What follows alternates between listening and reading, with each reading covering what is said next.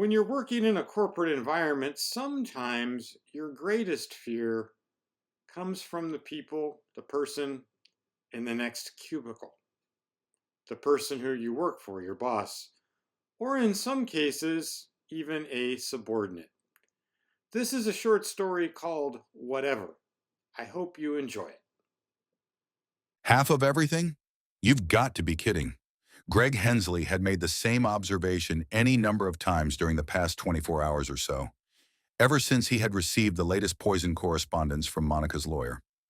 Monica's attorney was a chain-smoking harridan who he was quite sure literally wished him dead. He was sitting at his desk, killing the last 10 minutes of his lunch hour. The purchasing department of Apex Machinery was filtering in from the nearby fast food places in the company cafeteria. Colleagues prodded each other with last-minute lunchtime banter. Others rushed to complete quick personal phone calls before 1 o'clock. They could afford such frivolities, they were not being shafted for half of their net worth. Greg tried not to look at Jessica Tanner as she arrived, but she seemed to draw his gaze like a magnet. He could not deny himself the indulgence of at least a brief glance, although he despised himself for this weakness. Jessica sauntered in as if she owned the world, carefree in every way that he was not. Her summertime dress clung to her taut abdomen and slender curves while she walked. Each step seemed precisely calibrated to torture him. How many hours does she spend in the gym each week? Or is it simply good genes? Greg wondered, not for the first time. He had not seen the inside of a gym himself for at least 12 years. Greg furtively watched her take her seat, his gaze lingering on her suntan. He was careful. Jessica sometimes seemed to know when he was observing her. This made his compulsion to observe her all the more maddening. Back to work, he thought. Greg was the manager of the die-cast components purchasing group at Apex Machinery. Despite his title, his power was diluted by a management structure that included two purchasing general managers and a vice president of purchasing. He wasn't exactly Lee Iacocca, and he knew it. Greg's authority was mostly limited to day-to-day procedural matters. He did not even have much input into hiring decisions. Otherwise, the company would not have hired Jessica Tanner 6 months ago, he thought ruefully. Greg's manager title did confer a certain real estate advantage, though. He had a desk at the front of the room where he could monitor the three purchasing agents who occupied the boxes beneath his on the company organization chart. He also had a full view of the long window that ran the length of the office, a mundane but enviable perk on a bright summer day like today. The pages from Monica's attorney lay amid the wrappers of the two Pizza Hut 6-inch pizzas that he had devoured for lunch. The pizzas should have made him feel guilty, but they did not. His doctor had recently told him to lay off the pizza, the ice cream, and the chocolates. Greg, you're reaching an age where your cholesterol is going to start catching up with you, the doctor had said. A 42-year-old man can't eat like a 20-year-old, you know. At the moment, however, Greg believed that women and lawyers, or possibly a female lawyer, were far more likely to kill him than the fat content contained in a Pizza Hut box. Did his doctor really want to save his life? Then the good MD ought to start shooting lawyers, beginning with the one employed by his soon-to-be ex-wife. Not that his own attorney, a counselor named Hal Green, was much more helpful than Monica's hired gun. We live in a community property state, Hal Green had explained. Community property means that once you sign the marriage certificate, you each own half of the other's assets. The fact that you came into the marriage with more assets than Monica had doesn't mean jack. Greg, Monica's side is asking for half, and that's what they're likely to get. 3 years of marriage and she takes half my stuff? We didn't even have any kids, Greg thought sourly. Hey, Greg, that's what I get for having a sex drive. I ought to do Greg Hensley and the world a favor and simply neuter myself now. Hey, Greg, I don't want to shout at you. Greg did not need to open his eyes to know that the voice belonged to Jessica. Moreover, he did not want to look at her, not up close like this. He only felt safe looking at her from a distance, and even that could be dangerous. Nevertheless, he had to talk to Jessica. According to the company organization chart, she was his subordinate after all. Yes, Jessica. Jessica stood before his desk. He was taller than her when standing, but she towered over him now. She is looking down on me, he thought, in more ways than one. Greg exercised discipline so that his eyes would not wander. Jessica's skirt was an inch shorter than it should have been and a bit too tight for the office. Just get through it, he told himself. You're cheating, she preempted. Greg was tongue-tied at Jessica's latest ambush. What do you mean? You're cheating, she repeated. The specific nature of his infraction was obvious. It was spread out on the desk before him. Greg regarded the pile of greasy Pizza Hut wrappings and legal correspondence, noting that he felt suddenly guilty about the two personal pan pizzas. He had practically reveled in his indulgence only a few minutes ago. The scent of Jessica's perfume mingled with the cheesy smell of the pizza boxes. The mixture both aroused and nauseated him. She was his subordinate, and here she was addressing him as if he were a child. He knew that he would be within his rights to reprimand her, but that was beyond his capabilities at the moment. That's right, Jessica. I'm eating pizza. Or to put it more accurately, I ate pizza. The tomato sauce smeared on the cardboard and cellophane wrapping looked vaguely blood-like. His desktop might have been a murder scene. You don't need to be defensive. I'm only doing what you asked, she said. You told us in staff meeting that you had to lose weight. You said it was an order from your doctor. Indeed it was. And in a foolish moment of misplaced camaraderie, he had confided this information to his three buyers. A brief lapse of caution that was coming back to bite him now. And you said that we should help you, she added. So that's what I'm doing. But if you're going to bite my head off, then tell me, and I won't ever mention it again. Greg sighed. Whatever pleasure he had experienced from the two pizzas was gone. They formed a wet, leaden ball in the pit of his stomach. He could practically feel raw triglycerides and cholesterol surging into his veins. And anyway, you can't lose weight eating pizza. Everyone knows that. His belt pinched his waistline like an iron band. Was he actually growing fatter as Jessica talked? Greg experienced a surprised twinge of appreciation for his soon-to-be ex-wife. At least Monica had never pestered him about his eating habits. But then, Monica was on the plump and frumpy side herself. She looked nothing like Jessica. Yes, Jessica, that's correct. I'm not supposed to eat pizza. And I don't have as much willpower as I should. So shoot me, I'm weak. And yes, I do remember saying something like that in staff meeting, but I'm sure that's not what you really want to talk about. No. So what is it? I wanted to tell you that I have to leave at 2:30 this afternoon. You left early yesterday and one day last week. And? And I can't let you leave early so often, not unless you schedule vacation time. Why does it matter how long I stay if I get my work done? Did you finish the bid analysis I asked for? He shot back, hoping to trip her up. She answered him by dropping a small stack of papers onto his desk, barely missing one of the Pizza Hut boxes. Take a look. It's all there, she said. Greg picked up the pages of the bid analysis and began to flip through the 8.5 inches by 11 inches sheets. There's no way I can approve this while you're standing here, Jessica. You'll have to. He was stopped cold by a single page that was hidden in the middle of the stack, a copy of the Apex Machinery's substance abuse policy. It protruded at him like an accusatory finger. What the heck is this? He stammered, his voice cracking on the last word. He cringed as he realized that he had practically shouted. Several heads bobbed up from their desks. Curious faces assessed him as if he were mildly insane. What is this? He asked in a lower voice this time. The substance abuse policy enumerated its regulations at him in bold 12 and 14-point font. Alcoholic beverages and intoxicating substances are strictly forbidden on company property. What are you talking about, Greg? Any violation of this policy may be grounds for immediate dismissal. Jessica smiled ever so subtly. Was that a knowing smile? Or was his imagination going into hyperdrive again? He tried to assess the situation rationally. She might not even realize that the substance abuse policy was wedged within the pages of the bid analysis. The printer was a communal resource for the entire purchasing group. She could have picked up another person's printout by mistake. It was certainly possible. That sort of thing happened all the time. Yes, but what are the chances? And why would anyone else print out the company's substance abuse policy? Nothing, he replied. Not a thing. He pretended to peruse the bid analysis. Is it okay then? He noticed that his hands were shaking, and he decided to extricate himself from this conversation in the easiest way possible. Okay, Jessica, you can leave at 2:30 today, but please try and keep this sort of thing to a minimum. She returned to her desk without acknowledging his permission or his admonition, but he would have expected as much.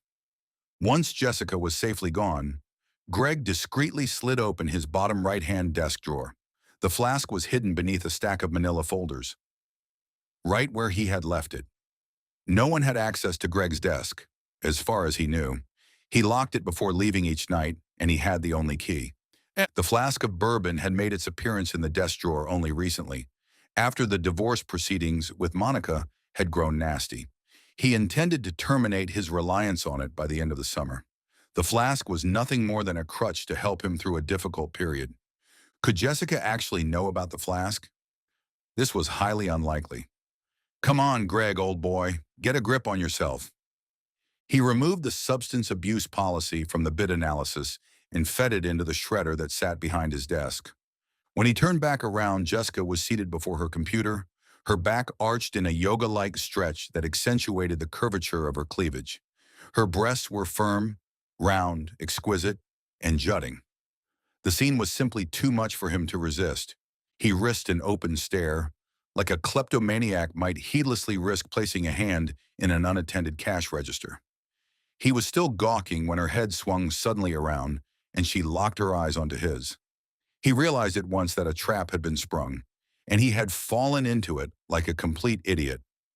Greg looked down without even attempting to appear casual, outsmarted again. What a fool he was. Her next bid analysis would no doubt contain a printout of the company's sexual harassment policy. You're letting her psyche you out, he thought. What's wrong with you? But that question was too open-ended. Greg knew that plenty was wrong with him. Greg was in his kitchen, popping the cap of his third beer of the evening when his cell phone rang. It was a call from his attorney. Hey, Hal, what's up? I should be asking you that, Greg. Why didn't you tell me you had an offshore bank account? How did you find out about that? Monica's lawyer told me, Greg. You declared the interest from the account on your taxes last year. Did you really think you were going to keep that a secret? Greg took a large gulp from a bottle of Michelob before answering Hal Green. Hal, you've got to be kidding me. That account predates my marriage to Monica by 3 years. Geez, I didn't even know Monica when I put the money into that account. That money came from some old stock investments and some money that I'd inherited from my grandparents. How can she ask for half of that? Greg, we've been over this before. Half means half. It means half of everything. How did they find out about that? They can find out about anything nowadays. Wherever there's an electronic trail leading back to you, from anywhere in the world. Greg finished off beer number 3. He dropped the empty bottle into the garbage can and removed 2 full ones from the refrigerator. It isn't fair, Hal. It just isn't fair. Greg, the law is the law. It doesn't matter whether or not you think it's fair. But if you continue to hide things like this, you are only going to dig a deeper hole for yourself. Remember what Shakespeare said, "Oh, what a tangled web we weave, when first we practice to deceive." Actually, Hal, Sir Walter Scott said that, not Shakespeare. And what do you mean by a deeper hole? Monica's attorney is going to go for punitive damages. No! Greg threw one of the full bottles against the living room wall. It exploded in a shower of glass and foam. He let forth a torrent of curses at the resultant mess and at Monica. Greg, I think you need some time to cool off, okay, buddy? Why don't you give me a call back tomorrow or the next day? We'll regroup and re-strategize. Sure. Greg hit the cell phone's disconnect button. Then he twisted open the cap of the bottle of Michelob that remained in his hand, the twin of the one that was now soaking into his living room carpet. Hal had obviously been disturbed by his display of emotion. The lawyer had the luxury of looking at this situation from the distance that objectivity afforded. Hal wasn't the one who was getting screwed. Easy for him to talk about regrouping this and re-strategizing that, as if they were at a meeting in a corporate boardroom. Hal Green wasn't the one whose life was imploding.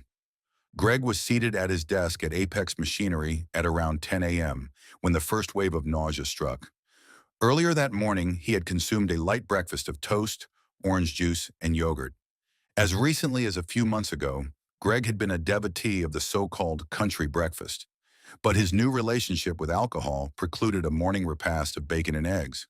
His alcohol-pickled stomach rebelled against such fare. Juice, toast, and yogurt usually went down okay, but now, He heard and felt the contents of his stomach gurgle, and he knew that he was going to hurl, as that character in Wayne's World had been so fond of saying. He arose from his desk and pointed himself in the direction of the men's room. Walk quickly but calmly, he told himself. He was running by the time he made it to the toilet stall. The contents of his stomach, though sparsy some 3 hours after breakfast, were expelled in a projectile-like fashion. He flushed the toilet, and then the spasms racked him again. He ended up flushing 2 more times. When it was over, he rinsed his mouth out as thoroughly as he could and doused his face with cold water. The skin of his face felt hot and prickly. He would skip lunch today, just to be on the safe side. And maybe he would try to cut back on the drinking. The bottle was metamorphosing into a full-blown monkey on his back. He knew that the monkey would eventually bite him. In fact, it was biting him already. He was thankful at least that there was no one in the hallway. With luck, he would be able to compose himself before he returned to his desk. "You look horrible," a female voice said. "I feel horrible," he responded reflexively, before he realized who the voice belonged to. And there was Jessica, standing just outside the little room that housed the copy machines. "You shouldn't drink alone, you know. That's how a person becomes an alcoholic." "I wasn't drinking," he said. "Mm-hmm. What are you talking about? A person could smell it on you, you know. And I should know. My father was an alcoholic." "I'm sorry about your father, but that has nothing to do with—" She stepped closer to him, and he had to stop himself from jumping backward. Now he did not want to hear about her father or her childhood. Now she was not an attractive young woman that he desired, but an inquisitional nun from St. Henry's, the Catholic primary school that he had attended a lifetime ago. Like Jessica, the nuns had always seemed to be one step ahead of him. "You smell like a drunk, Greg," exactly like he always did. "You're flirting with insubordination, you know," Greg said. Interesting choice of words. Greg's stomach suddenly lurched toward his throat. He feared that he might vomit again. She was accusing him of sexual harassment, wasn't she? A clear shot across the bow. "It's just an expression," he croaked. "Don't play games with me. You know what I mean." "I do know, Greg. I know more than you think." He was tempted to ask her for an explanation of her last statement. In truth, though, he was momentarily afraid to know the answer. He stammered out an incoherent reply. "Are we finished here, Greg?" Her tongue flicked out briefly across her lower lip. It was a gesture that might have been accidental and meaningless. She could have easily denied that she had done anything at all, and 19 out of 20 people would have believed her. But Greg knew better. "She is openly mocking my desire for her. She knows that I want her, and she's rubbing my face in it, letting me know that she knows, letting me know that she sees everything." Greg remained silent. Several replies came to mind, but they were all either pathetic or self-incriminating. Then Jessica closed his window of opportunity. He was now looking at her from behind. She was walking back toward the purchasing department, muscular thighs and tight buttocks receding away from him. Greg's stomach lurched again, and he rushed back into the men's room. The two of them were alone in the meeting room, seated on opposite sides of the table. Only Greg and Jessica, and the ticking clock on the wall above them. Greg had a hangover. His throat was parched, and he had a throbbing headache. His stomach might have been coated with battery acid. The second hand moved in tiny increments between the 3 and the 4, and then from the 4 to the 5. Each tick sounded like a hammer coming down on a 2x4. He should not have tied one on last night. But how could he help himself after that bombshell that Hal had dropped just a few nights before? He had thought that the offshore account would be safe, but Monica was going to sink her hooks into that too. And they still had to sort out the issue of punitive damages. It was as if there was a conspiracy against him, a conspiracy of women and lawyers, and probably others as well. "You said you wanted to talk to me?" Jessica asked, breaking the silence. She leaned back and crossed her legs. Get right to the point, he thought. Don't give her any room to maneuver. "Yes, we have a problem. I mean, I have a problem with the way you talk to me." Jessica said nothing. "Don't play innocent, Jessica. I'm talking about all those questions of yours. Questions that are really accusations." "I should never ask a question then." "No, Jessica. Of course it's okay to ask questions. Don't mince logic with me. That tactic is as transparent as glass. She remained silent, and so he blundered on. I'm talking about the obvious disdain you have for me, your supervisor. It's a feeling I get whenever you talk to me, whenever you look at me. We're talking about feelings now, Greg. Greg felt a drop of perspiration gather in his armpit and slide down his flank. Most employees would be at least a little rattled by a sit-down reprimand meeting with their supervisor, but not Jessica. Jessica was as cool as a cucumber, as cool as ice. I think you understand, he said. Sometimes a person's intentions are revealed through their tone and manner, and I can sense it. Do you want to know what I sense? What I feel, she asked. Greg did not really want to know, but he had to answer in the affirmative nevertheless. I feel that when you look at me, you're actually thinking about doing things to me. You're thinking about ripping my clothes off and— Stop, he shouted. So transparent, she added, throwing his own words back at him. Then a knowing smile. Greg felt the blood rush to his cheeks. I have to be more careful. She knows. She has known all along. And for an instant he was awash in self-loathing, because as unlikely as it seemed, she had accurately recited his thoughts. How many times had he fantasized about ripping her clothes off, and well, but there was still an angle that he could work. She did not have anything concrete on him. Jessica, don't play the sexual harassment card with me just because I'm a 40-something man and you're an attractive young woman. I've done nothing, I repeat, nothing that falls under the rubric of sexual harassment. But sometimes I get the feeling that you're thinking about me that way. Greg had an urge to pound on the table. Her argument was ludicrous. How sensitive did he have to be? And how could his own thoughts, as long as he kept them to himself, possibly influence her emotions? She was claiming the right to exercise a form of psychological surveillance over him. If he could be indicted for his thoughts, then he would have no freedom at all anymore. Your feelings aren't a sufficient basis for making that sort of accusation, he burst out, and then he stopped. He suddenly realized how she had backed him into a corner. Jessica merely smiled again when he failed to continue. Then she pressed her advantage in another, more disturbing direction. What are you hiding, Greg? Hiding? Greg said. What the hell are you talking about? You hide lots of things. Oh, what a tangled web we weave when first we practice to deceive, she recited in a sing-song voice. Greg froze, recalling his conversation with Hal Green. Didn't Sir Walter Scott say that? She asked. Let me see. Or was it Shakespeare? Has she somehow tapped my cell phone, he wondered. There was a very real possibility that she had. As crazy as that sounded, he wanted to accuse her right there.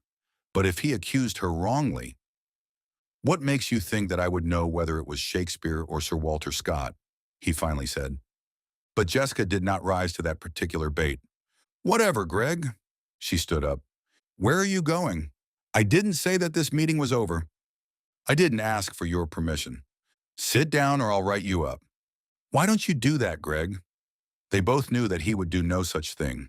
With a considerable degree of effort, he restrained himself as she exited the room. Anne Holloway was the director of human resources at a company called Rockland Alliance Services. Greg didn't know much about them. They were brokers of industrial liability insurance, an area far outside his own bailiwick. For his purposes today, there was only one relevant fact regarding the company. Rockland Alliance Services was the former employer of Jessica Tanner. Anne took a sip of her coffee as she pushed away the remains of a grilled chicken salad. When the waiter brought the check, she reached for her purse and Greg shook his head emphatically. No, this one's on me, Anne, he insisted. She smiled warmly in response and assured him that she would pay the next time. Greg didn't intend to schedule a next time, but nothing would be accomplished by letting Anne know that. He had met Anne Holloway at a local time management seminar for business professionals a few months ago. She was about 4 years his senior, and Greg had immediately pegged her as an aging divorcee on the prowl. He had exchanged business cards with her after she struck up a conversation with him during the seminar's afternoon break. He hadn't intended to ever call her. In his opinion, Anne needed to lose about 20 pounds before she would be sack-worthy, but he had pocketed her contact information nonetheless, as an ego booster and an exercise to keep his pickup skills sharp. And now Anne Holloway was turning out to be useful to him after all. He decided that he had waited long enough to broach the real purpose of his lunch invitation. "Anne, I'd like to ask you something," he began, sort of off the record. She leaned forward on her elbows and regarded him earnestly. Greg guessed that she was hoping for an invitation to go out on a proper date the following weekend. "Absolutely. What happens at lunch stays at lunch, as they say." "I appreciate that," said Greg. "As this is a somewhat sensitive matter, I have a new employee working under me. Unfortunately, she is turning out to be something of a problem." "What's her name?" Greg told her, and her expression darkened. He knew immediately that he had hit pay dirt. "Oh, yeah," said Anne. "I remember Jessica Tanner. I remember her very well. And I don't mind telling you that I'm glad she is no longer employed at Rockland." "I see. Well, any bit of information you could share would be greatly appreciated. I'm at my wit's end, you see." "Okay, but you have to promise me that this conversation will remain 100% confidential. If this ever got out, I would be exposing Rockland to, I know, a lawsuit." Greg nodded and, using his finger, drew an imaginary X across his chest. "Cross my heart and hope to die. Not a word to anyone." "All right, then." Jessica Tanner was one of the most intelligent employees ever to pass through the front doors of Rockland Alliance Services. I don't mean intelligent in the conventional sense. She possesses what you might call a dark street smarts. Meaning, she knows how to get her way, and she knows how to crush people who get in her way. Greg shuddered. He sensed that Anne was about to confirm his deepest fears about Jessica. On the surface, she appeared to be merely a haughty young woman with a mean streak. However, his intuition told him that Jessica was much more. "Well," Anne began, "it started with one of Jessica's co-workers, another young woman named Susan. She and Jessica simply didn't get along at all. I never did learn what was behind it. They were about the same age and both very pretty, so it may have been some sort of competition. You know, who's going to be the lead princess of the department?" "Sure." Anyway, one day everyone in the entire department gets an email from an anonymous email address. The email address was an alphanumeric combination at Yahoo, the sort of thing that anyone could set up. Normally, an email from an unknown Yahoo account would be ignored and deleted as spam, but this one caught people's attention. "Let me guess," Greg said. He had heard of this maneuver before. This anonymous email contained a bunch of personal insults, calling this Susan a bitch and whatnot. Anne shook her head. "No, that would have been bad enough, but random insults like that only cut so deep. Most of us have been on the receiving end of all the major four-letter words at least once, right?" "I suppose." "The email contained something far more damaging," Anne continued. "It claimed that this Susan had had an affair with one of her professors in college. But that could be nothing but cheap talk as well, correct?" Anne shook her head. The email contained a link to the professor's homepage at Susan's alma mater. That added some credibility. But here's the real clincher. There was also a link to an anonymous Facebook account. The profile photo for the account was a snapshot of Susan and the professor. It wasn't completely incriminating, but he had his arm around her. "Wait a minute," Greg interrupted. "You're saying that Jessica, or whoever did this, acquired a private photo of this woman and her professor?" "Yes," Anne said. "It isn't so fantastic when you think about it. A lot of people have posed for pictures that come back to haunt them later. Every other week we hear about another celebrity whose career gets torpedoed by an old nude photo or some sort of shenanigan on Facebook. Young people nowadays have huge online digital footprints with all those social networking sites and blogs out there. If someone wants to find some dirt on one of them, the dirt is out there. Yes, provided, of course, that someone is sufficiently motivated to dig it up." "I see," Greg said. Luckily, he had never paid much attention to the online world, apart from CNN.com and an occasional use of Google. He didn't even do his banking online. And he certainly didn't have a Facebook account. If Jessica chose to duplicate her previous tactic against him, she could, of course, email allegations about his drinking and his increasingly nasty divorce, maybe even a hint or two about sexual harassment.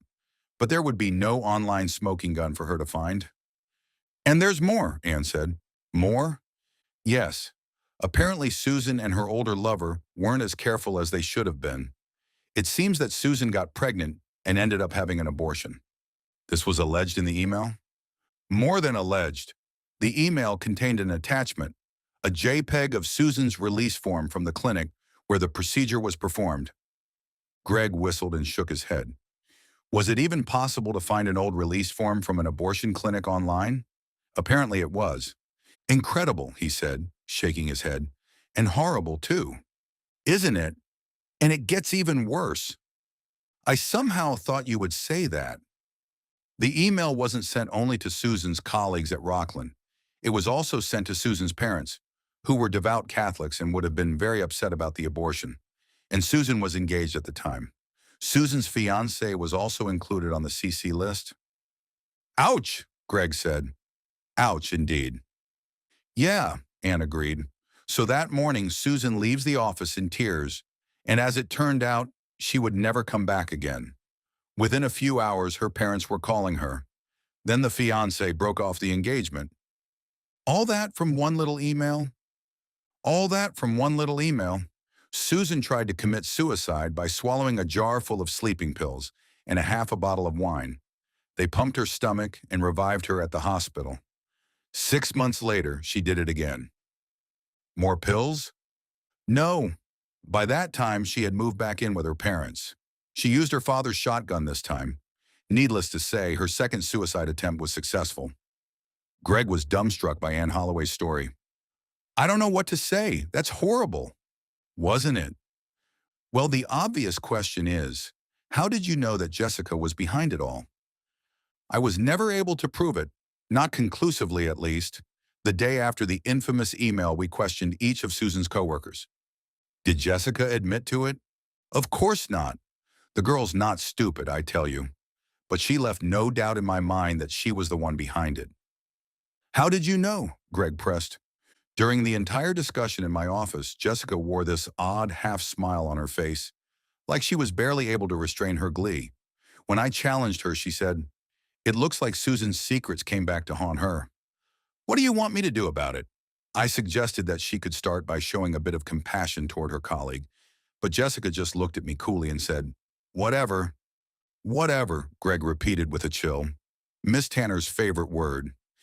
Did you at least fire her? No, how could we? There was no concrete evidence linking Jessica to any of it. And how did it go with her at Rockland after that? Were there other incidents? About 1 year after the email incident, Jessica had an affair with her married supervisor. The two apparently had a falling out when he failed to recommend her for a promotion. Greg felt a stab of jealousy as he absorbed this little tidbit. Jessica was out to blackmail him in some way. That much was clear. But sleeping with him obviously wasn't on the agenda.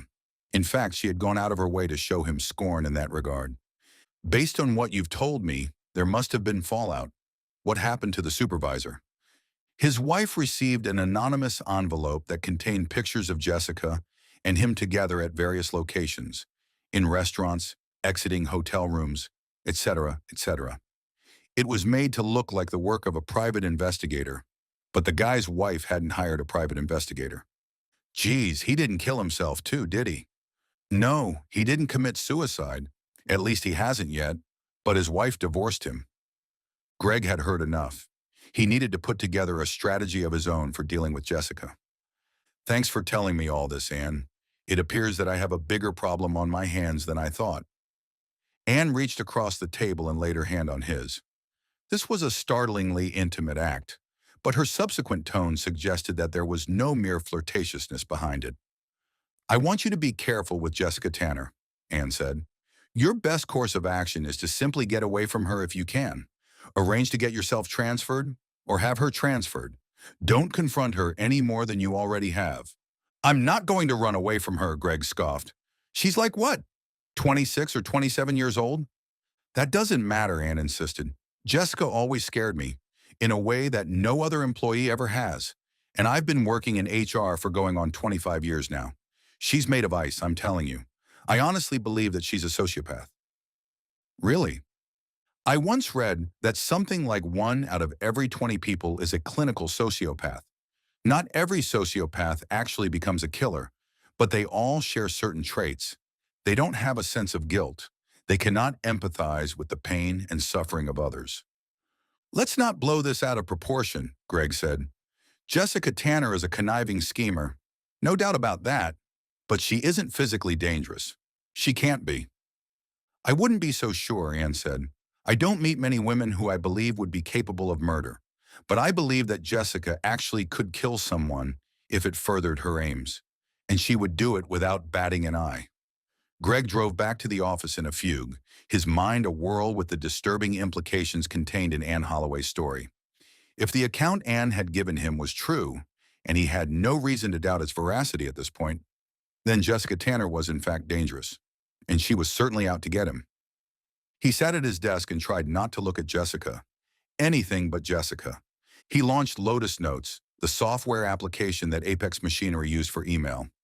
The first thing he noticed was an email from Hal Green. More details about the pound of flesh that Monica's lawyer wanted to extract. Hal wrote that he needed to talk to Greg and determine their response. Then he noticed another unread email. This one was work-related, a meeting invitation for tomorrow morning. When he read the subject header, his heart sank. Tomorrow morning at 9 a.m. was the quarterly management meeting. This was serious. The quarterly management meeting was a forum in which the company's managers reported on their results over the previous 3 months. It was an event that received a lot of visibility, as one said in corporate speak. The company's senior executives religiously attended these functions, and they expected each departmental manager to put on a dog and pony show. That usually meant lots of graphs, charts, and long-winded explanations about all the wonderful things they were each doing to add to the bottom line. Most departmental managers therefore spent weeks preparing for this event. They delegated preparatory tasks to their subordinates, sweated lots of mind-numbing details, and then spent additional hours tweaking and rehearsing their presentations. Greg had done absolutely nothing. Between his preoccupation with his divorce and his battles with Jessica, the quarterly management conference had completely slipped his mind. Spending half his time drunk or half drunk hadn't helped either, of course. Now he would have to scramble to put something together. He would have to rely on his subordinates, which would mean another conversation with Jessica. Perhaps Anne Holloway was right. His best course of action might be to arrange a transfer. He could pull a few strings with the Apex HR folks, maybe. But today, he needed her. Greg checked the online calendars of his subordinates. In addition to Jessica, there were also Mark and Regina. It occurred to him that he had been practically ignoring Mark and Regina in recent weeks due to his obsession with Jessica Tanner. Mark was on vacation today. Regina was on a business trip and would not return until tomorrow afternoon. That meant that he would have to rely entirely on Jessica. He groaned to himself. She would no doubt pick up on the fact that he had waited until the last minute, and this would become yet one more piece of ammunition that she could use against him. Well, he could not worry about that now. The quarterly management meeting would take place in less than 24 hours. If he didn't prepare something, he might not have a job at all by this time tomorrow. He decided that he could at least avoid talking to her. Ah, the conveniences of the electronic age. Greg addressed a bullet point memo to Jessica in Lotus Notes. He detailed the items that he would need for the quarterly management meeting, and a long list that turned out to be. At the end, he included a few brief sentences of apology for the late notice and the rush request. Then he reconsidered and deleted these lines. Conciliatory gestures would serve no purpose with Jessica. She would merely interpret these as signs of vulnerability. She would smell blood and find a way to go for his jugular vein. He pressed the send button. A few minutes later, Jessica looked up from her computer, glanced in his direction, and then turned her attention back to her own computer screen. She began typing. Greg was braced for an argument, but Jessica emailed back a terse response of acknowledgement. Okay, whatever. Greg sighed and allowed himself to hope that a near crisis had been averted. Jessica was being flippant, of course, but she seemed to indicate that she would fulfill his instructions. It would mean a late night for her, and she wouldn't be a happy camper about that. But then Greg hadn't been a very happy camper himself recently. Jessica was, of course, stewing in the unfairness of it all. After all, her supervisor had forgotten about the quarterly management conference. That hadn't been her fault. It had been his own blunder, though Jessica would have to work late to remedy it. Technically speaking, this situation wasn't fair. Well, it might be a good lesson for her. Everyone had to cope with adversity and a bit of unfairness. Greg was saddled with a subordinate who fought him at every turn. His soon-to-be ex-wife and her lawyer were intent on crucifying him. There was plenty of unfairness to go around. Greg began drinking almost as soon as he closed his front door behind him. He went straight to the refrigerator, and it was luckily well stocked with booze. A full case of beer, most of a bottle of wine. There was even a bottle of peach schnapps, just in case he wanted to mix things up a little. Variety was, as they said, the spice of life. His condominium now looked like a frat house on Sunday morning, rather than the abode of an early middle-aged man. The kitchen garbage can overflowed with empty beer cans and bottles. Dirty dishes had accumulated in the sink, whence they emanated a rancid odor. The entire place badly needed the service of a broom, a mop, and a vacuum cleaner. Look at the animal state they've driven me to, he thought, pulling the tab on a can of Coors. And indeed he did feel like a cornered animal, a wild animal that just might bite if given half a chance. The beginnings of a headache closed around his temples. He shut his eyes and he saw Monica's face. She morphed into Jessica and then back again. He set the can of Coors on the kitchen table and retrieved a bottle of Jim Beam from the cabinet above the microwave. Beer was good, but whiskey was faster.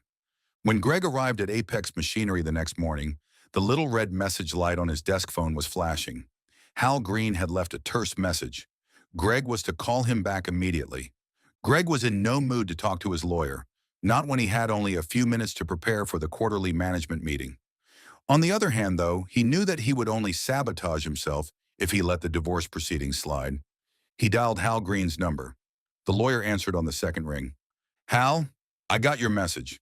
We need to talk about our final proposal to Monica's side. I simply can't live with giving up half my 401k, half my portfolio, half of everything. But I'm in no condition to go into details now. We'll have to schedule another time to talk later.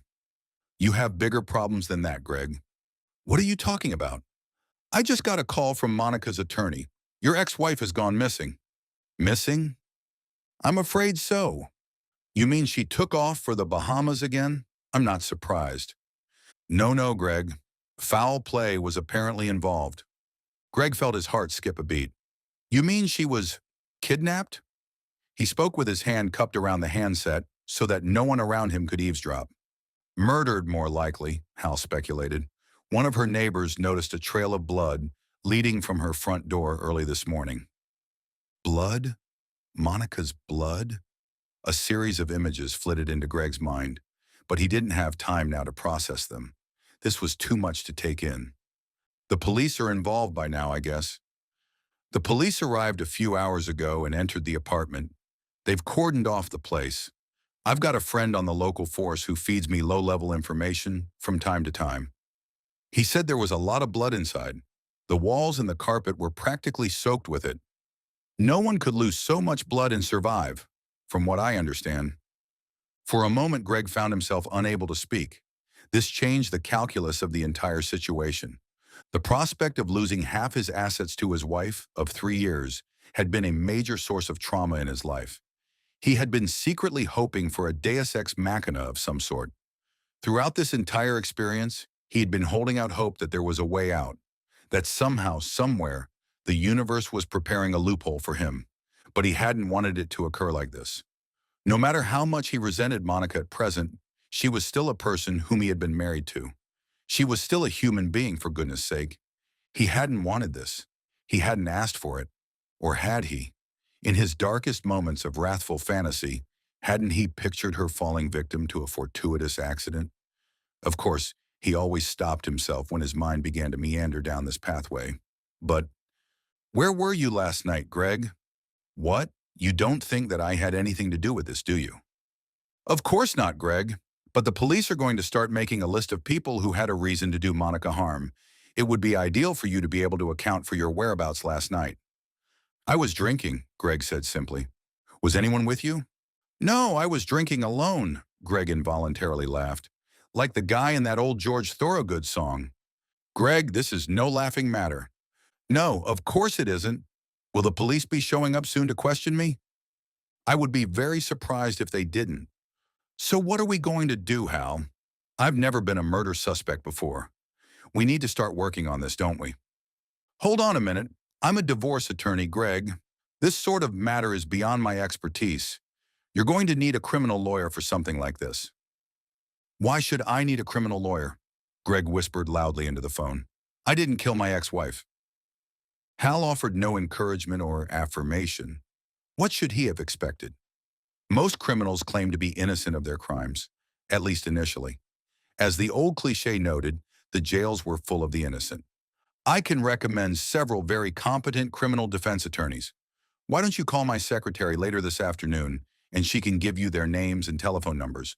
Or we can email them to you, if you prefer. Greg scrambled to pull himself together for the quarterly management meeting. He was not ready, and there was no way that he was going to pull a last-minute rabbit out of the hat. The clock now read 8:53. He simply would have to wing it, relying on whatever Jessica had prepared for him. And besides, the quarterly management meeting was arguably the least of his problems. He now had to contemplate the significance of larger events. Monica was missing, and it appeared that she had been murdered. He was no lawyer, but he knew that his explanation would not buy him a free pass from suspicion. He had been drinking alone, just like Jessica Tanner, the little bitch, had warned him not to do. So there was no one who could vouch for his whereabouts last night. Because of the bitter divorce proceedings, he would be an obvious suspect. The most incompetent prosecutor in the country would have no trouble convincing a jury that he had a motive to kill Monica. And his recently solitary lifestyle would help to build the case that he had had an opportunity. He knew that he would have to work on his alibi. He had drunk the better part of the bottle of Jim Beam and then passed out on his living room couch. The rest of the night was a complete blur. The memory lapse was bad enough, but there was more. He had awoken this morning a little after 7, and he had then been lying not on the couch, but on the living room floor. And to make matters worse, his front door had been partially ajar. These circumstances and the gap in his recollections frightened him more than a little. Was it possible that he really had gone out and done something horrible to Monica? Perhaps even killed her? On one hand, he didn't believe himself capable of murder. On the other hand, he couldn't remember not murdering his soon-to-be ex-wife last night either. No time to go down that road now. He had to focus on the quarterly management meeting. At least this would not require him to talk to Jessica Tanner. She had placed the data he requested on his desk inside a manila file folder. There was a little yellow post-it note attached to the folder, quarterly management meeting in Jessica's handwriting. Greg snatched up the folder without looking at its contents. He would both read and present on the fly. His presentation would be less than smooth, but he would muddle his way through it, somehow. By the time he arrived in the designated room, the meeting was already underway. Marla Fitch was the manager of accounts payable and the moderator of the quarterly management conference this time. Marla gave Greg an icy smile. He took his seat at one of the tables that had been set up to form a giant square around the perimeter of the room. Now that our first presenter is here, let's begin, she said to the 20-odd people who were sipping coffee and reviewing their own presentation notes. Greg wanted to groan aloud. He wasn't getting any breaks today, was he? He glanced up at the agenda that was projected onto the screen that covered the far wall. It indeed listed him as the first presenter of the morning. What the hell, he thought stoically. I'll plunge in and get it over with as quickly and as painlessly as possible. He opened the manila folder that Jessica had laid on his desk and thought, hopefully Jessica came through for me. Just this once. He threw open the manila file folder. He lifted the first page, then began flipping through the 10 or 12 pages beneath it. They were all completely blank. Greg paused and looked helplessly around the room, as if one of the other managers was going to come to his rescue. A fat chance of that. They were all staring at him, in fact, relishing his tortured expression, which Greg needed no mirror to confirm. Marla Fitch began tapping a pen on her day planner. Richard Gardner leaned back and folded his arms. Stephen Murphy, a fellow manager who had always hated Greg's guts, raised his eyebrows. Just a moment, Greg stammered through panic and the haze of his hangover. I think that one of my purchasing agents handed me the wrong file. He stood up and walked over to the internal phone in the corner of the room. He lifted the receiver and dialed Jessica's extension on the keypad. Jessica, that file you gave me, it contains nothing but blank pages. What? What do you mean by that? Jessica's question, unheard by the rest of the room, nearly floored Greg, but he recovered. Don't argue with me. Get in here now, please. Greg returned to his seat and tried to evince a cool demeanor. A little mix-up, he said to Marla. Marla wordlessly continued to tap her pen on her day planner. Then the doorknob of the meeting room turned, and a shadow appeared behind the translucent glass. Greg stood up to retrieve a replacement file from Jessica, or he would publicly scold her for her incompetence. That would serve her right. Call her out on the carpet in front of the company's entire management team. But it wasn't Jessica. The door opened and Bill Conroy, the head of corporate security at Apex Machinery, entered the room. Conroy faced a room full of blank stares. "Someone called security," Conroy said. "Is there a problem here? What's going on?" "There's nothing going on here," Greg said sharply. The door to the meeting room swung open again. Jessica entered the room. "Jessica, there you are. I need the correct file from you now. You gave me a stack of blank pages." "Whatever, Greg." Jessica barely acknowledged her boss. Then she turned to Bill Conroy. "What is it?" Conroy asked. "Do you know who called the security desk a few minutes ago?" "I suspect something horrible," Jessica said. She paused to give Greg a pointed stare. "What are you looking at, Jessica?" Greg's face had turned red. A vein was sticking out prominently on his forehead. "Where do you get off, looking at me like that?" The question that Jessica had spoken to him ever so casually but a few minutes ago echoed in his ears. "How's Monica?" Jessica had asked. "Miss Tanner, what you're talking about?" Bill Conroy seemed on the verge of losing his patience. "Exactly what do you suspect?" But she declined to elaborate for the moment. Jessica stood there silently, even as her boss stood up from his seat and headed in her direction. Everyone watched Greg with rapt attention as he strode around the table with long, deliberate strides. By the time he closed the distance between Jessica and himself to a few yards, there was an unmistakable grimace of rage on his face. Then he lunged for her, but another meeting attendee intervened. Mick Haller, the stocky athletic manager of the service parts department, leapt up from his chair and restrained Greg in what appeared to be a wrestling hold. The entire room was abuzz with gasps and whispered speculations. Nothing like this had ever happened at Apex Machinery before. Bill Conroy reached for the walkie-talkie he wore on his belt. Before calling for backup, he addressed Jessica once more. "Do you really know something, Miss Tanner? Or is this a prank of some sort? What's this all about?" Jessica shook her head. "I can't be sure, but I have reason to believe that someone has been murdered." Conroy raised his hands in a gesture of expectation. A discreet, almost imperceptible smile curled the edges of Jessica's lips. She quickly covered it with an expression of earnest concern. "It's a smell," Jessica said. "A horrible smell." As he struggled against the unwanted embrace of Mick Haller, Greg recalled the words that Anne Holloway had spoken the other day. "I believe that Jessica actually could kill someone if it furthered her aims, and she would do it without batting an eye." Then he considered the state in which he had awoken this morning, and his partially open front door.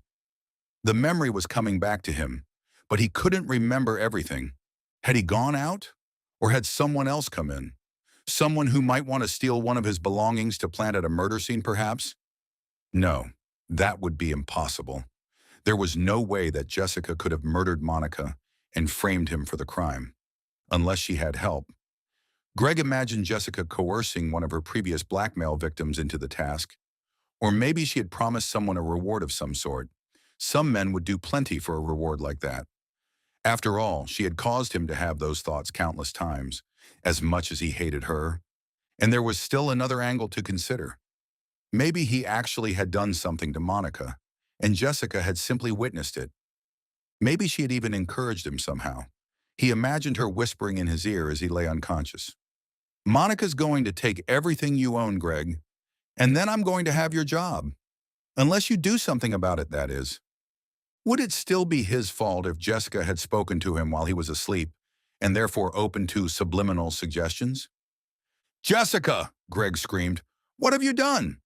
"The question is, what have you done, Greg?" Jessica said. Then she turned to Bill Conroy. "You need to go out to the parking lot," she said quietly.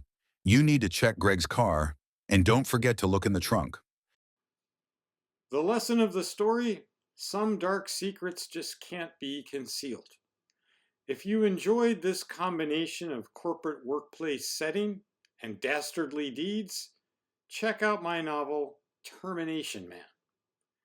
Thanks for tuning in, and I'll talk to you again soon.